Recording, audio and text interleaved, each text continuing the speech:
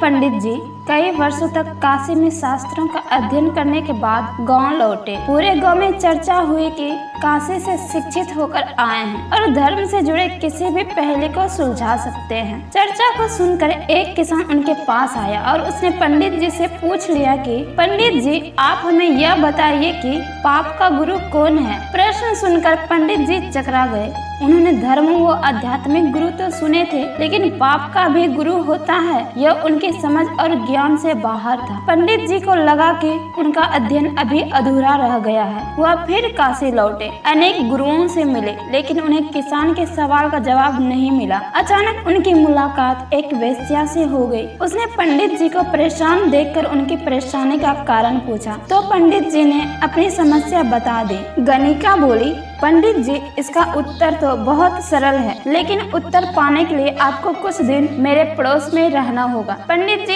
इस ज्ञान के लिए ही तो भटक रहे थे। वह तुरंत तैयार हो गए। वेश्या ने अपने पास ही उनके रहने की अलग से व्यवस्था कर दी। पंडित जी किसी के हाथ का बना खाना नहीं खाते थे। अपने नियम, आचार और धर्म का कट्टर अनुयायी थे। गणिका के घर में रहकर अपने हाथ से खाना बनाते और खाते। कुछ दिन तो बड़े आराम से बीते, लेकिन सवाल का जवाब अभी नहीं मिला। वह उत्तर की प्रतीक्षा में रहे। एक दिन गणिका बोली, पंडित जी, आपको भोजन पकाने में बड़ी तकलीफ होती है। यहाँ देखने वाला और कोई है नहीं। आप कहें तो नहा धोकर मैं आपके लिए भोजन तैयार कर दिया करूँ। पंडित जी को राजी करने के लिए उसने लालच दिया, यदि आप मुझे इस सेवा का मौका दे तो मैं दक्षिणा में 5 स्वर्ण मुद्राएं भी प्रतिदिन आपको दूंगी। स्वर्ण मुद्रा का नाम सुनकर पंडित जी विचारने लगे कि एक तो पकाया भोजन और साथ में सोने के सिक्के भी, अर्थात दोनों हाथ में लड्डू है। पंडित जी ने अपना नियम, व्रत, आचार, विचार, धर्म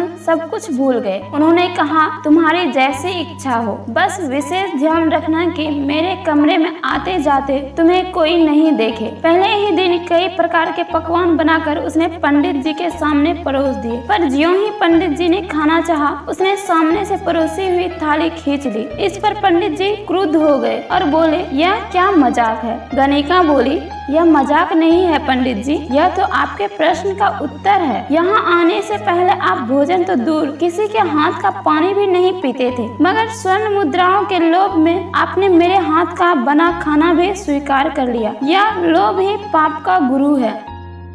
तो हेलो फ्रेंड, मेरी कहानी यहीं समाप्त होती है। अगर ये कहानी आपको पसंद आए तो वीडियो को लाइक और शेयर जरूर करें, और आपको ऐसी ही कहानी सुननी है तो मेरे चैनल एस फॉर स्टोरी को सब्सक्राइब जरूर करें, ताकि जो वीडियो मैं अपलोड करूं वो आप तक पहुंच सके। धन्यवाद।